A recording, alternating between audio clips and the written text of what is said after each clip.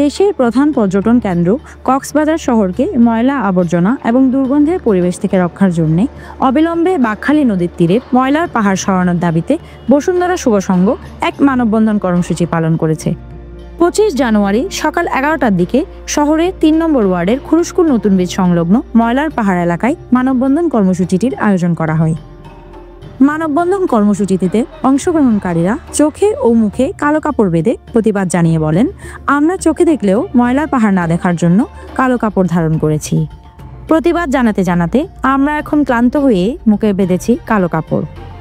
সংঘ আজকে কক্সবাজারে যে মানববন্ধন করেছে, আমাদের চোখ থাকার পরে আমরা চোখে দেখি না, মুখ থাকার পরে আমরা মুখে বলতে পারি না। কক্সবাজারের যে দুর্গন্ধ, যে পাহাড় যে সৃষ্টি করেছে, কক্সবাজারের কোনো অভিভাবক নেই। কিছু স্বার্থান্বেষী মহলের দ্বারা তারা এটাকে দখল করার জন্য সমস্ত ময়লা এখানে ফেলে পুরো পরিবেশটাকেই নষ্ট করে ফেলেছে। এখান থেকে হাঁটা যায় না, হাঁটলেই বমি। আপনারা যারা আমরা এখন অনেক কষ্ট করে এখানে দাঁড়িয়ে আছি।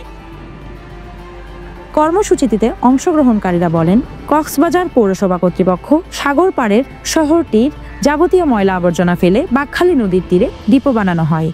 গত 2 যুগেরও বেশি সময় ধরে ময়লা আবর্জনা নিক্ষেপের কারণে সেই ডিপোটি এখন পরিণত হয়েছে ময়লার পাহাড়ে।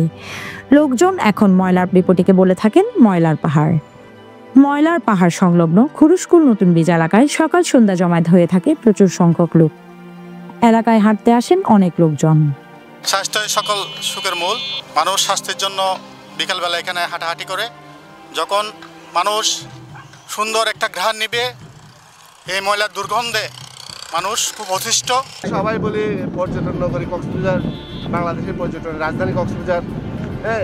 এই বিশেষণগুলো যখন ব্যবহার হয়, আসলে আমরা কক্সবাজারবাসী খুবই লজ্জিত হই এই অবস্থা দেখে। বর্তমানে আপনারা আমার পেছনে দেখতে পাচ্ছেন এই পাহাড় স্তূপ ময়লা আবর্জনা। আপনারা দেখতে পাচ্ছেন এখানে এখানে যে ময়লার স্তূপ, এখানে এই ময়লার কারণে আমাদের ঘরের বয়োজ্যেষ্ঠরা, আমাদের বাচ্চারা, এই যে দুর্গন্ধ, আসলে এটা বলার মতো না। আপনারা এখানে যে আপনারা আমার সাক্ষাৎকার নিচ্ছেন, এখানে আপনারা নিজেরাই অনুধাবন করছেন, সেই গন্ধটা পাচ্ছেন। আমাদেরকে স্বাস্থ্য ঝুঁকি দেখাচ্ছে। তো আমি উদ্যোতন এবং আরেকটা জিনিস দেখা যাচ্ছে, আমরা এখন অভিভাবক হয়ে আমরা আরো ঝুঁকিতে আছি। আমি উদ্যোতন কর্তৃপক্ষকে বলবো এই ডাম্পিং স্টেশনটা এখান থেকে সরিয়ে আমাদেরকে সুস্বাস্থ্যের জন্য আমাদেরকে আরো এবং একটা ময়লা আবর্জনার গন্ধে ব্রিজ এলাকাটি বিষিয়ে উঠেছে। এখানে রয়েছে কয়েকশো বছরের পুরনো বদর মোকাম মসজিদ সহ অনেকগুলো শিক্ষা প্রতিষ্ঠান। মসজিদের মুসল্লি এবং শিক্ষার্থীদের নাকে বুকে কাপড় দিয়ে এখানে ইবাদত বন্দেগী সহ লেখাপড়া করতে হচ্ছে। দীর্ঘ 6-7 বছর রানিন অবস্থার প্রতিষ্ঠানে আছি, মসজিদ মাদ্রাসা নিয়ে আছি এবং আমি প্রতিষ্ঠানে আছি। অনেক কষ্টের মাধ্যমে আসা যাওয়া করছি, অনেক কষ্টময় জীবনযাপন করছি এবং 24 ঘন্টা আমাদের হেফজখানা ছাত্রদের 24 ঘন্টা কোরআন শরীফ পাঠদান করতেছি। যখন আমাদের দক্ষিণে বাতাস চাই, নামাজ পড়ার জন্য আমাদের কোনো সুযোগ সুবিধা না, অনেক কষ্ট, দরজা জানানো বন্ধ করে এবং তাও অনেক ঘন্টার মাধ্যমে মাঝে মাঝে পড়াগুলো বন্ধ করে দিতে হয়। মানে আর বেশি ক্ষতি হয়, আর বেশি কষ্ট হয় বারাটি হারণে। আর দীর্ঘদিন ধরে এই যে কষ্ট হয় দিয়ে এটা বারাটি বিভিন্ন অভিযোগদের মহিলার হারণে এখন নতুন করে গেছে, আর বারাটি বহুত আরা যাইবি থাকি না পারিস।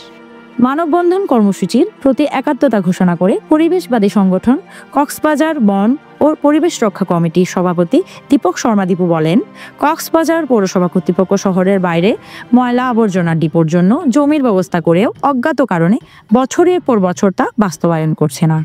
শহরের এমন ব্যস্ত এলাকা এবং নদীর তীর থেকে ময়লার পাহাড়ে সরাতে দাবি জানান প্রধান উপদেষ্টার কাছে। আমি একটি বিষয় দৃষ্টি আকর্ষণ করছি, মাননীয় প্রধান উপদেষ্টা, আপনি আমাদের কক্সবাজারের শহরবাসীকে বাঁচান। আপনার কাছে আমাদের আকুতি, বিনীত আকুতি, মাননীয় প্রধান উপদেষ্টা, পর্যটন শহর কক্সবাজারকে বাঁচান। এই কক্সবাজারকে বাঁচানোর জন্য আপনার কাছে আকুতি জানাচ্ছি।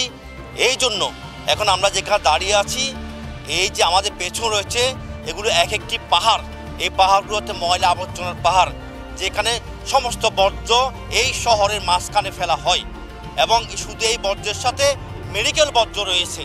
এই মেডিকেল বর্জ্য সহ অন্যান্য বর্জ্য দুর্গন্ধে আমরা শহরবাসী বাঁচতে পারছি না।